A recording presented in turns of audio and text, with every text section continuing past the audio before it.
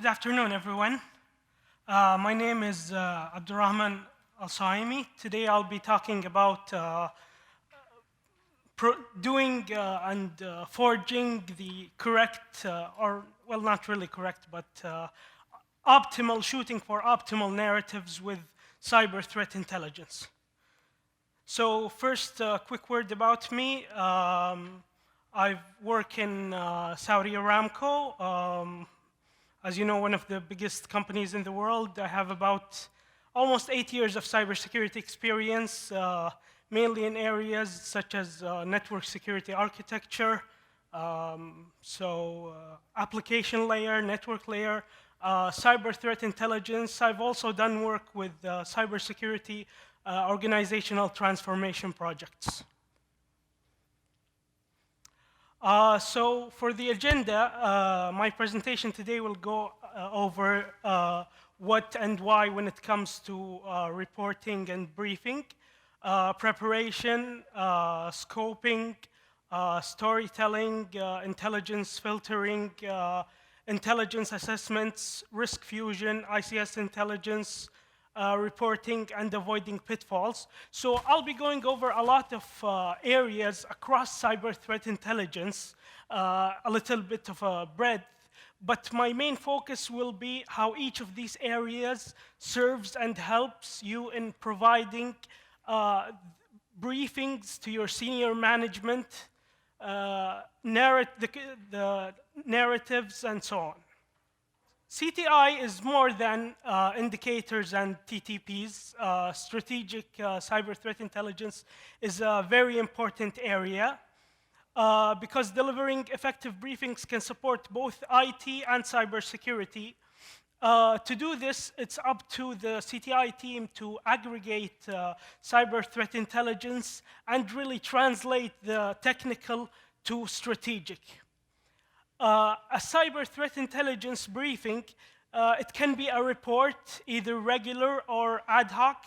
It can be a formal presentation, also regular or ad hoc, on general topics or on a specific topics. It can be an email write-up requested by a senior manager. It can be a friendly chat even, if one of your senior management, CIO, CISO, wants to know more about specific topic. So the point is, by going through this process of aggregating and cleaning up your intelligence and summarizing the key takeaways, you can really be ready to provide your key stakeholders and senior management with the most relevant and important intelligence that you can provide. But first, why do we do that? It might be just that they have requested this, which can often happen. But aside from that, what's in it for you? There are a lot of opportunities and benefits that you, the CTI team, or information security teams as a whole, whether monitoring or security controls, can gain out of this. To give a few examples, justifying investments. You want to add more CTI sources. That needs money.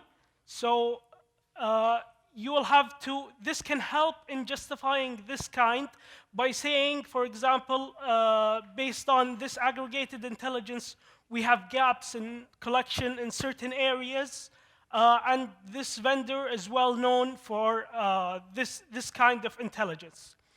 Cyber infrastructure. Suppose you need to, for example, re-architect your email DMZ. Change your email gateway, add more controls, showing really the specific threats that there are limitations with your current setup for mitigation and detection can go quite a long way in justifying additional investments. So with this, it helps senior management comprehend the risk in a practical manner by seeing how threats are happening, how they are being exploited. Another important point is justifying mitigations. Often, security teams are hammered on certain key areas. For example, why is the web proxy very tightly controlled? Why are password-protected attachments blocked, and so on. This is important. So threat intelligence briefings can help with that by showing really the threats and their exploitability coming from certain TTPs that have led you to implement specific mitigations that might be widely disliked in your organization. This shows that security is not a business impediment, but rather a business enabler. One more reason, furthering partnerships. If you show examples of success where intelligence sharing has helped you mitigate certain threats, that can help in convincing management to establish more partnership. Showcasing success, because sometimes KPIs on threat intel return of investment can be rather challenging. So a good story would go a long way in ensuring that the CTI function in the organization gets credit and shows success. Finally, an indirect benefit is that when you continuously refine your reporting requirements over time, that would help you cover your CTI gaps. So the scope and maturity of your CTI program affects how let's say, accurate or what level of, up to which level of detail should you go with your briefings. There are various sources which you would use to brief senior management. That includes external intelligence reports, things found by your own internal fusion process, quarantined emails, which I think is always a gold mine of intelligence, as you've seen from previous presentation where many email lures were shown and how pivoting off of those can really help. Of course, with this, you need to be careful to ensure that you prioritize the quarantine review analysis process because your analysts have a finite amount of time. One thing you can do, for example, is trying to automate using Yara rules and so on in order to prioritize. Detected attack attempts, that's obviously important. Red/purple team exercises can help in your briefing by basically providing further justifying evidence to your narrative of the exposure of your organization to certain threats. Of course, it depends again on how these teams work with the threat intel team, how they interact, and what are their reporting procedures. CTI models can be important and can be helpful in cyber threat briefings. But mainly, the kill chain is the one that most useful for a non-technical audience to understand key methods and goals of threat actors. It's useful for telling your stories, for telling other stories. MITRE ATT&CK, helpful indirectly. It can help get you to build up the prioritized requirements for your CTI and for what you want to brief.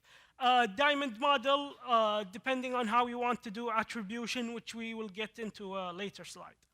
So scoping and what to cover in a threat intel briefing. The number one keyword, I think, is relevance to your industry, geography, supply chain. Any intelligence reports that you have collected should be in the scope of your initial filtering attempt. Attack attempts against your organization, industry third-party breaches, statistics and metrics, which can be a bit problematic depending on how you define your own metrics. For example, consistency is important, and also the way you phrase these. For example, you can report maybe the number of detected attacks that have been attributed to certain clusters. But maybe that would create, if you make it generic at a higher level, It would create some variance which would pose a lot of questions later on. For example, you were targeted by just a weak cybercrime group for a while, and then they stopped. Suddenly, it looks like you're not being attacked anymore. So it's important to get into the nuances of the way you report it. Interaction of your CTI program with threats, these kind of stories should always be in your briefings. So telling the story is a great way of showcasing the value of CTI. To this, detection and collection is key, showing the success stories of mitigation and detection, as well as success stories with intelligence sharing, which can encourage partnerships and help show a return on investment on intelligence sharing. So for example, let's take this scenario. A supply chain partner or a government intelligence source provided you with information about a certain file type being used to attack organizations. Now, you do some threat hunting, you try to find evidence of usage, you don't find anything, but maybe that file type is already blocked on your email gateway, or maybe the red team shown that, yes, you are susceptible to this kind of attack. Either way, you could deploy detection rules, for example, in your SIM or email gateways, detect attack, then you can pivot off of that, more intel gathered, more rules and detection, maybe later on the campaign is publicized or they attack a key third party or a well-known organization with this kind of file. These kinds of stories, properly cleaned up and presented, can provide compelling briefings to management in order to help understand the value of the CTI team. So to get into more details into how you should filter intelligence for your briefings. First of all, stories, interactions of your security program with threats. Third-party breaches can be especially interesting to senior management. Just high-level descriptions of when, delivery mechanism, key TTPs at a very high level. How is this third party connected to your organization? And what lessons have you learned from that? One more thing that can be useful to add to briefings is key trends. Usually, you are limited in terms of briefings on trends by data supplied by third parties. There is, for example, one metric I would emphasize that you should track internally, the number of supply chain attacks against, let's say, your own third-party vendors. That's a good metric to trend and metric to track. Otherwise, just use data from public sources like the Verizon, DBIR, FireEye, M-Trends, Semantic Information, Internet Security Threat Report, and so on. So when it comes to the reports, you've already filtered out the reports during your line of work. But for the briefing, you'll need to go further. You need to really focus on the most relevant intelligence when it comes to industry, things that are in your own industry or adjacent industries. Key adversaries can be very important because you will always prioritize certain clusters of activity. Geography, for many, this is the case. Intelligence that drove mitigations. You saw a report, it was serious enough that you implemented some kind of really restriction on your email service. That's important. And things that need management attention, whether it's showcasing success or requiring resources. So in summarizing each of these individual reports to include in a briefing, you should have a basic or high-level descriptions of the following. Delivery mechanism, whether it's by email, by watering hole, link clicks, capability to withstand across the kill chain.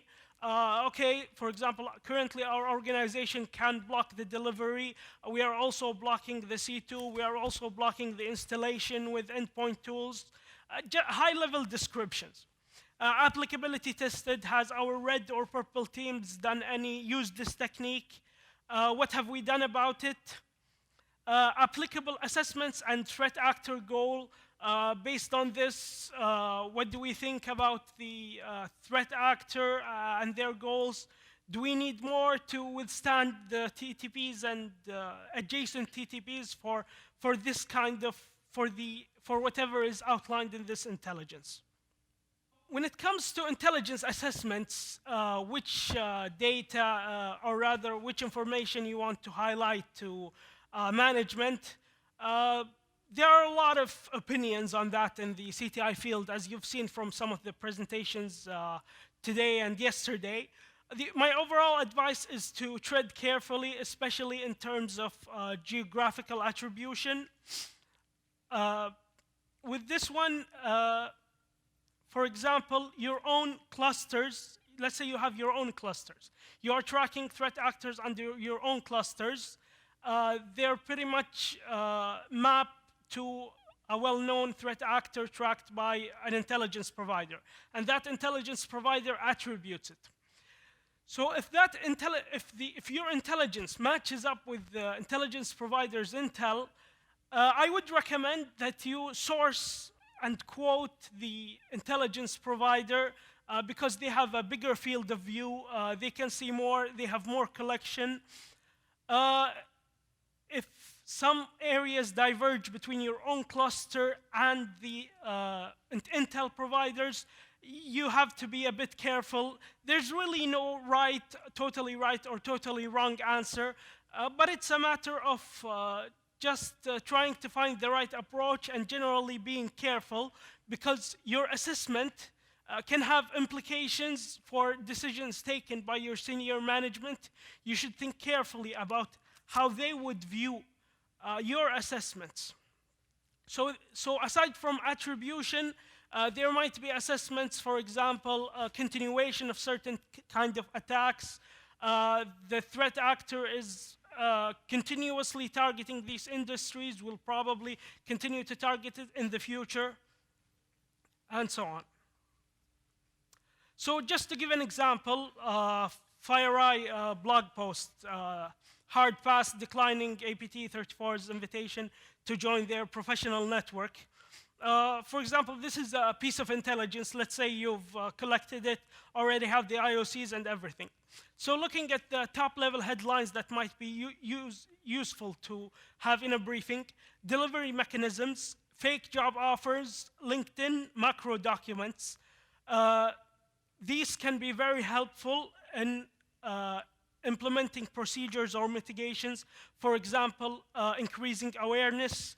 You can tie it to your, for example, phishing tests results, if they have not been all that well, showing a susceptibility. That shows susceptibility, and this shows actual application of this threat.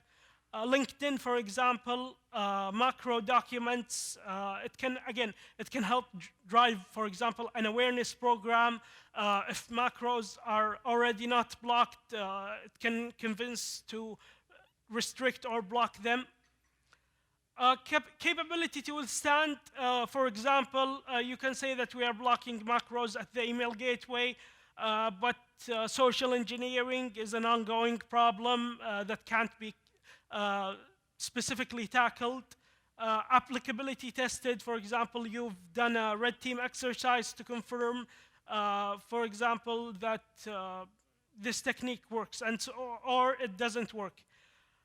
Applicable assessments and threat actor goal, for example, you can tie it to the threat actor themselves in this case, because, for example, if you look at this blog post specifically, I remember it did not indicate action on objectives, but we know action on objectives from the threat actor themselves. Is something more needed to withstand any more investment, any changes to your network that you need? So when it comes to frequency and styles of briefings, my rule number one is don't overdo them. Pretty much a rule of thumb is semi-annual or on-demand. Styles that you can do timeline-based. For example, when you're doing a quarterly report or a semi-annual report, for example, you can have, let's say, per quarter or per month, what happened during this month. You can have reports or briefings that are entirely based on threat actors, based on industries. And here is, for example, one example of an industry that CIOs should really pay attention to in terms of cyber threats: the IT supply chain, which really affects everyone, especially organizations that use cloud services, but also anything that has an endpoint agent that pushes an update, as what happened with the NotPetya attack.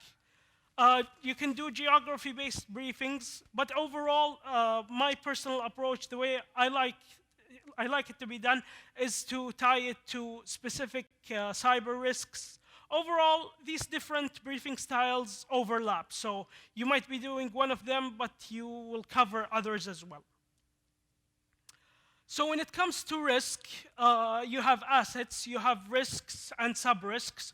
When I say sub-risks, I mean looking at it from as a sub-risk of the cyber attack risk, from the overall perspective of risk of enterprise or organizational risk management.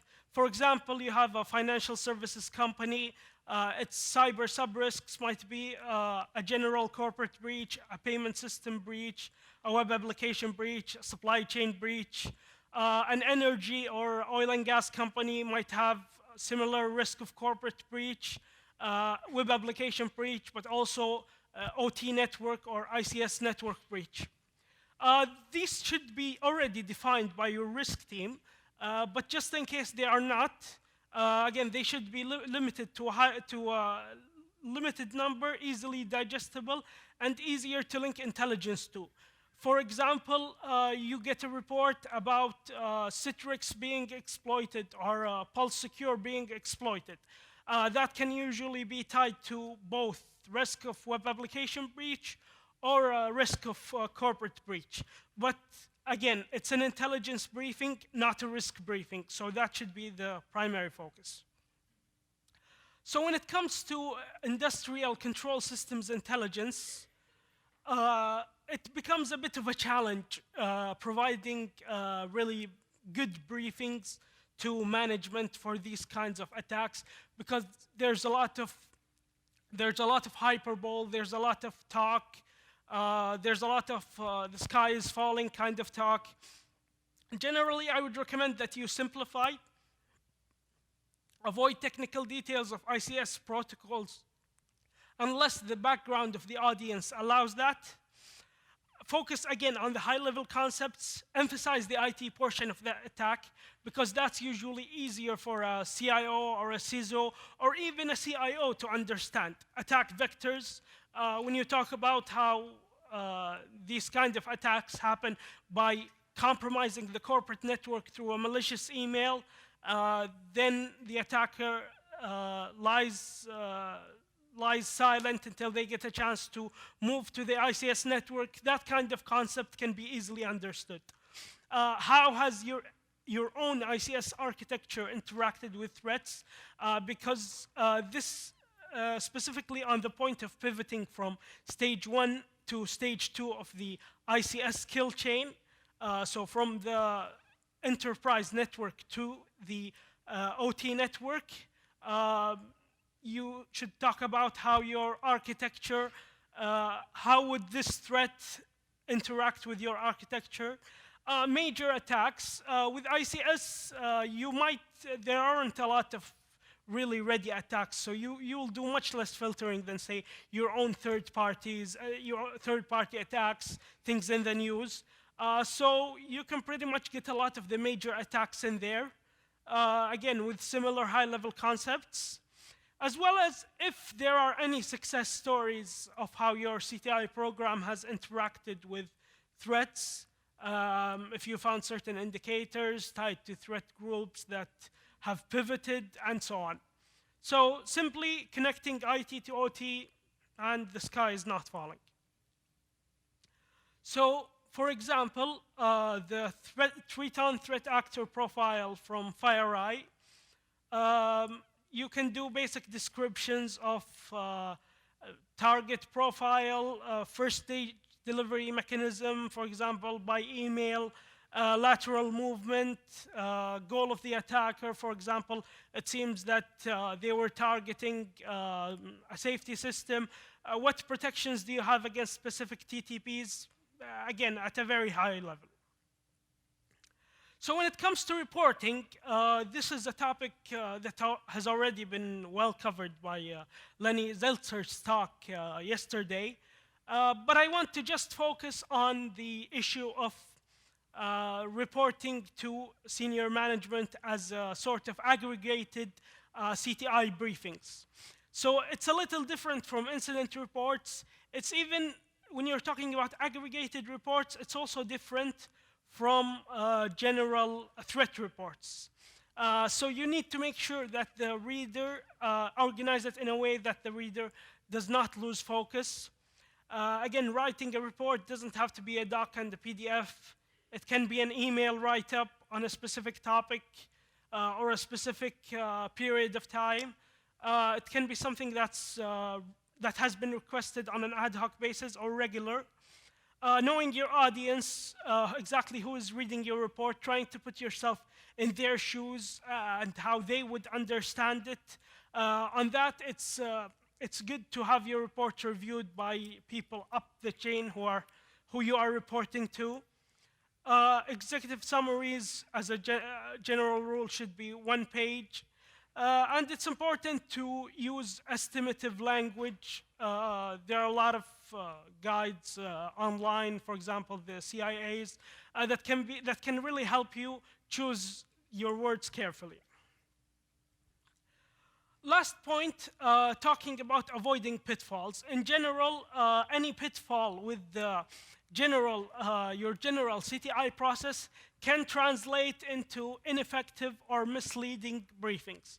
So if your CTI process has issues, it's incomplete, still not yet mature, you just need to take extra care when you are briefing to make sure that you are not misleading.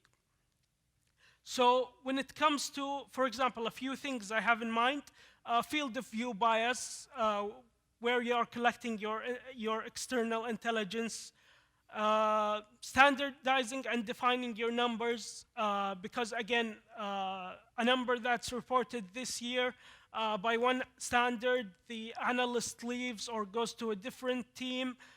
Then next year, someone reports it without realizing the previously reported number, and suddenly management are asking about this wild, nonsensical divergence. Don't overscare in general. Try to be methodological. Try to be concise without overscaring. The sky is not falling if you know what you're doing, especially for ICS. Showing that CTI is a key part of information security, which should be shown as a business enabler. But at the same time, don't over-assure that you are 100% breach-proof, because the risk is always there. Threat actor will not stick to what you see in reports. This is particularly important. I'm pretty sure you all know about this, but it's good to make sure that this point is well delivered when you are briefing. When your briefing has a lot of, for example, aggregated report, this vendor reported this vendor reported that, it might give some impression to management that these threat actor groups only follow these specific things. And going back to the original point, know why are you giving this briefing, why are you telling them, and don't go overboard in over-reporting and such. So with that, I come to the end of my presentation. Thank you very much.